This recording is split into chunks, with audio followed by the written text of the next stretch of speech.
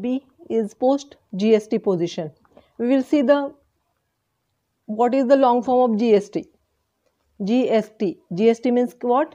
Goods and Service Tax Act 2016. 2016 मध्ये हा GST act लागू झाला. आता याचा हिस्टॉरिकल बॅकग्राऊंड पाहूया. ए मध्ये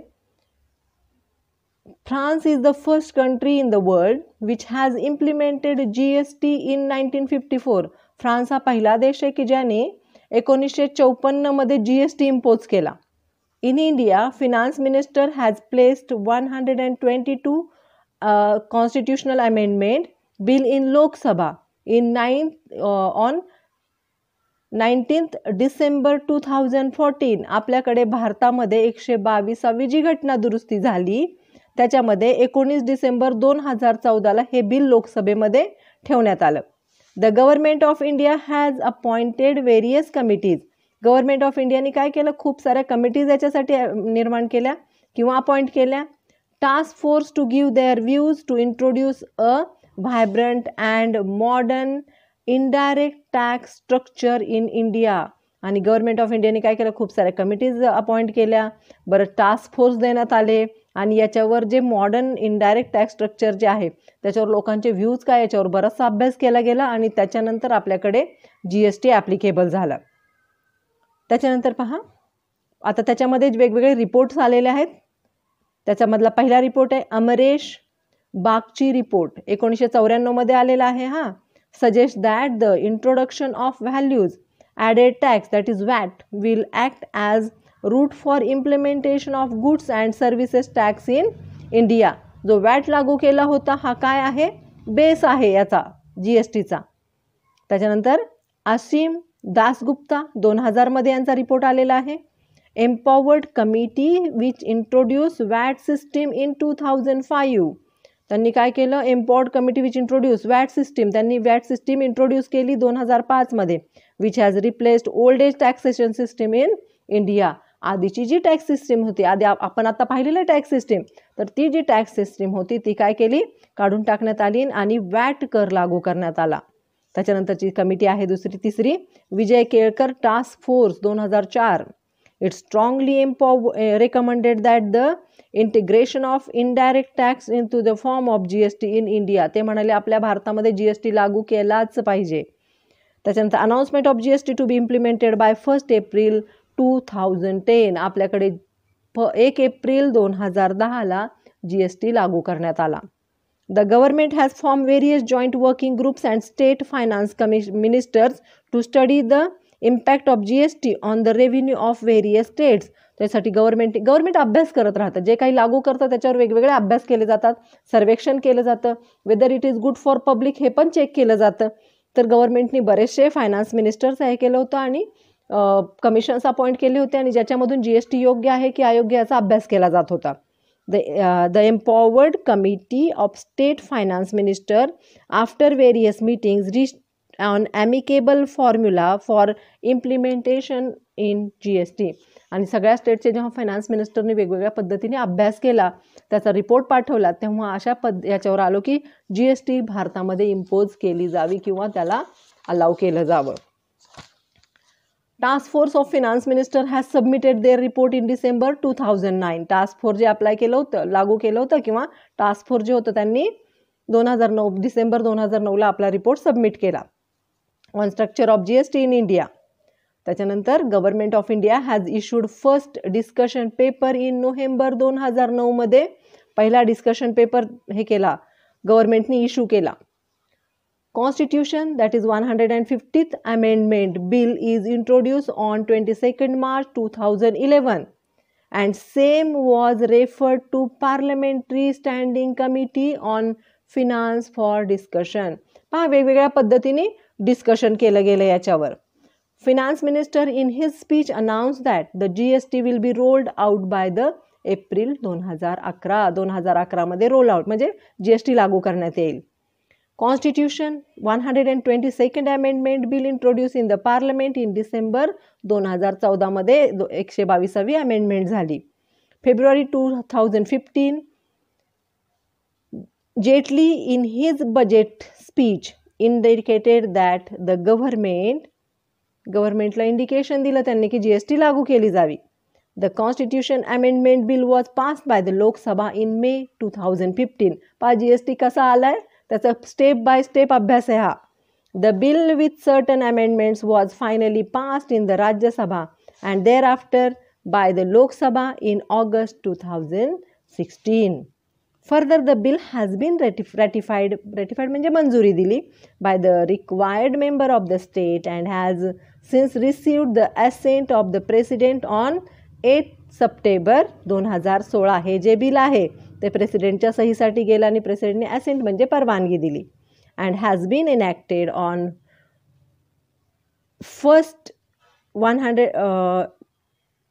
101 Constitution Amendment Act 2016 मध्ये हे बिल काय केलं गेलं, पास केलं गेलं. ओके, सो अशा पद्धतीने GSTचा प्रवास आहे. त्याच्यानंतर the goods and services tax act 2016 प्रत्यक्ष काय म्हणतो ते पाहूया. The introduction of the goods and services tax GST is a very significant step in the field of indirect tax reform in India. Taxes जे घेतले जायचे, छुपे कर जे घेतले जायचे, त्याच्याऐवजी हे काय आहे, एकच कर भरावा लागणार आहे. By amalgamating the large number of central, amalgamation म्हणजे काय, एकत्रीकरण, by the large number of central and state taxes into a single tax. जे वेगवेगळे स्टेटचे टॅक्स द्या, युनियनचे टॅक्स द्या, याच्याऐवजी हे सगळे टॅक्सेस काय केले गेले, एकत्रीकरण करून त्याचं सिंगल टॅक्स केलं गेलं. GST will mitigate effect of the cascading or double taxation in the major way and pave the way for the common national market. पहा, आधी कसं होतं, वेगवेगळे टॅक्सेस द्या, डबल टॅक्सेशन भरा, स्टेटला वेगळा द्या, सेंटरला वेगळा द्या, मग छुपे कर खूप असायचे, बरेचसे पैसे असे जायचे आपले की जे लपलेले आपल्या कळायचं पण आहे की याच्यामध्ये आपला कर कापला गेलाय. पण या GST नंतर आपल्याला कळतं की कशा पद्धतीने आपला कर कट होऊन गेलेला आहे. From the consumers point of view, the biggest advantage would be in terms of reduction in the overall tax burden on goods. जे खूप सारे टॅक्स द्यावे लागायचे आधी जर पाहिलं, प्री GST जर तुम्ही पाहिलं तर त्या काळामध्ये खूप छोटे छोटे कर आपल्याला भरावे लागायचे. आता मात्र तसे इनडायरेक्ट कर आपल्याला भरावे लागत नाही, which is currently estimated to be around 25% to 30% पर्यंत आपला काय झालेला आहे, फायदा झालेला आहे कंझ्युमर्सचा म्हणजे कस्टमर्सचा. Okay, it would also imply that the actual burden of indirect taxes on good and services would be much more transparent to the consumer. आणि आपल्याला समोर दिसतं की कशावर काय काय टॅक्सेस लावलेत आणि आपण त्याच्यावर बोलू शकतो किंवा आपल्याला ते कळून येतात. Introduction of GST would also make Indian products competitive in the domestic and international market owing to the full neutralization and input taxes across the value chain of production and distribution. पहा, जे आपल्याला परदेशी सामान पाठवायचं आहे, परदेशी व्यवहार करायचे तर अशा वेळेस फक्त एक GST लागू केला जातो. त्यामुळे आपण बाहेरच्या मार्केटमध्ये सुद्धा काय होऊ शकतो, सहज इंट्रोड्यूस होऊ शकतो. Study shows that this would have a boosting impact on the economic growth. आणि त्याच्यामुळे आपली इकॉनॉमिक ग्रोथ झालेली आहे. This tax, because of its transparent and self-policing character, would be easier to administer. Easy आहे administer करायला, वापरायला सोपा आहे. It would also encourage a shift from the informal to formal economy. आधी आपली इकॉनॉमी कशी होती, इन्फॉर्मल होती, कुणाला टॅक्स असायचा, कुणाला सूट असायची. आता तसं काही नाही आहे. आता कशी आहे, फॉर्मल इकॉनॉमी आहे आपली. The government possesses to introduce GST with the effect from 1st July 2017. Okay. Overview of important provisions. Overview पाहूया. The Goods and Services Tax Council GSTC चा overview पाहूया आता. The GST Council is the key decision making body that will take all important decisions regarding the GST. GST चे सगळे decisions कोण घेतं, ही GSTC म्हणजेच the goods and service tax council घेतं. GSTC म्हणजे काय, तर हे असं काउन्सिल आहे, असं हे आहे की जे पूर्ण डिसिजन्स घेतं GST संबंधात. The GST council dictates tax rate, tax exemptions, the due date, of forms and tax laws and tax deadlines, keeping in mind special rates and provisions for the same states. पाहिजे council हे काय करतं, टॅक्समध्ये वाढ करायची, कमी करायची, टॅक्सविषयी कायदा बनवायचा, टॅक्समध्ये डिडक्शन करायचं आहे, टॅक्स भरण्याची डेडलाईन द्यायची आहे, हे सगळं काय करतं, एखाद्या स्टेटला समोर ठेवून हे काय करतं, आखणी करतं. The predominant responsibility of the GST Council is to ensure to have one uniform tax rate for the goods and services across the nation. GSTचा फायदा हा आहे की तुम्हाला जी वस्तू मुंबईत मिळेल तीच वस्तू पुण्यातही तेवढ्याच किमतीला मिळेल, त्याच्यावर वेगळे कर छुपे कर लागू पडणार नाहीत. त्याच्यानंतर कंपोजिशन कसं आहे, याच्यावर शॉर्ट नोट येते या GSTCवर. कंपोजिशन ऑफ काउन्सिल कसं आहे, कंपोजिशन म्हणजे रचना. The Goods and Services Tax GST is governed by the GST Council म्हणजे GSTC. Article 279 subclause 1 of the amended Indian Constitution states that the GST Council has to be constituted by the President within 60 days of the commencement of the Article 279A. 279A ने काय सांगितलेलं आहे की GSTची council बनवायला पाहिजे. प्रेसिडेंटनी 60 दिवसाच्या आत नवीन council बनवायला पाहिजे. म्हणजे जी पार्टी निवडून येईल त्या पार्टीचं एक GSTची काउन्सिल असेल. GST council will be joint forum for the centre and the state. Centre आणि स्टेटचा हा जॉईंट फोरम आहे. It consist of following members. याचे मेंबर्स कोण आहेत पहा, द युनियन फिनान्स मिनिस्टर आहे, आता कोण आहेत, Arun Jaitley will be the chairperson as the member, and the union minister of state will be in charge of revenue and finance. हे कोण आहे, in charge of revenue and finance चे main आहेत chairperson.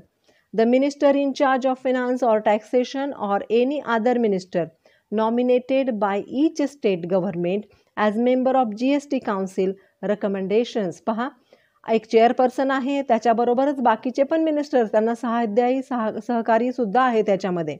Article 279A subclause 4 specifies that the council will make recommendation. Council काय करणार आहे, recommendations देणार आहे, सूचना करणार आहेत to the union and the state on the important issues related to GST such as goods services and will be subject or exempted from the goods and services tax.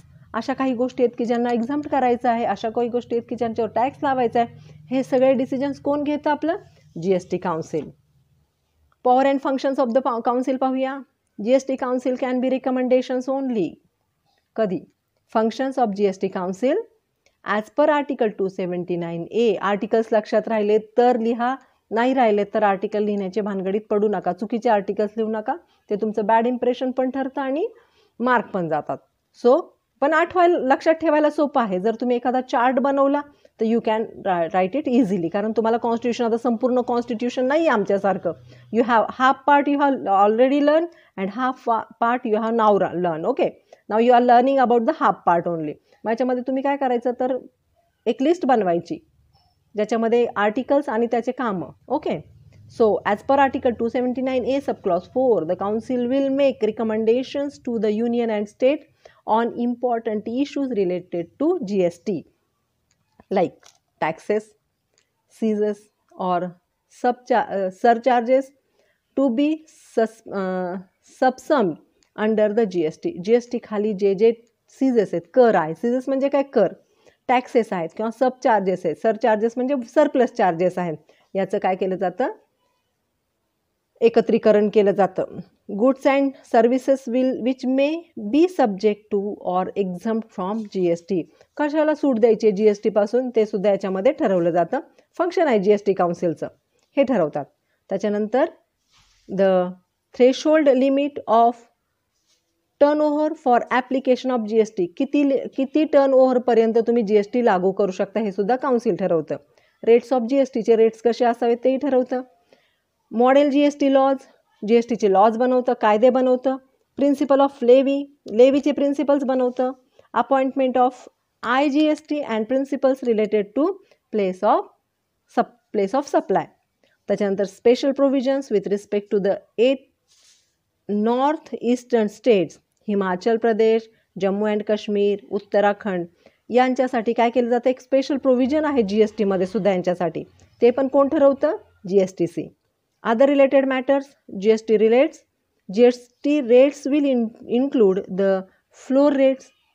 पिठाचा भाव काय असणार आहे, which special rates for raising additional resources during natural disasters, calamities, special provisions for the certain states. कधी कधी natural calamities येतात, त्या काळामध्ये तिथला जो पिठाचा भाव आहे, पीठ जे विकलं जातं, फ्लोर रेट्स, फ्लोर म्हणजे काय, पीठ, याचा रेट्स काय केले जातात, तर ते ठरवले जातात जेणेकरून लोकांना ते परवडावेत आणि लोकांना खायला मिळावं. हे कोण ठरवतं, GSTC. त्याच्यानंतर पुढचा पॉईंट आहे implication of GST on financial autonomy of state. स्टेटच्या ऑटोनॉमीवर काय केलं परिणाम झालाय पहा, कशा पद्धतीने वापरलं जातं. इम्प्लिकेशन म्हणजे वापर. The implementation of goods and service tax GST regimes in its present form will infringe upon the taxation powers of the state.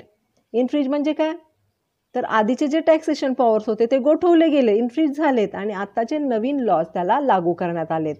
And will intervene in states financial autonomy. आणि इंटरव्हेन केलेलंच आहे GSTने. सगळ्या स्टेटचे जे financial powers आहेत त्याच्यामध्ये इंटरव्हेन झालेलं आहे.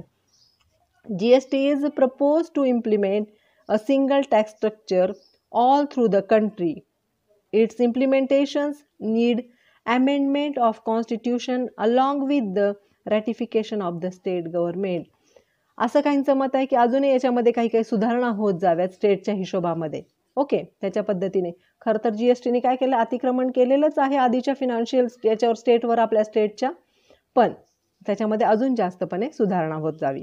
Conclusion, implementation of goods and service tax GST will have a positive impact on state government finance in the medium of long term.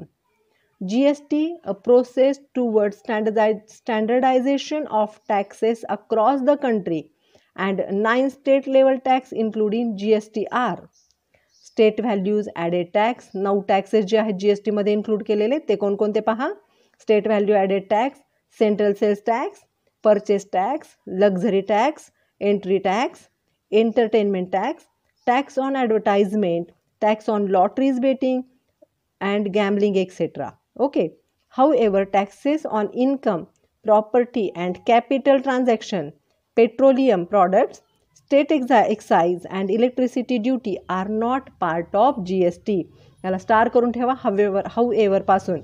And states would continue to levy and collect these in the some income manner earlier. Same manner, आधी जसे ते collect करत होते त्या पद्धतीने ते पुन्हा एकदा ते वसूल करू शकतात जरी GST लागू केलेला असेल तरी सुद्धा. Thank you. And this is the end of our 3rd module. We'll start our 4th module from next lecture. Thank you.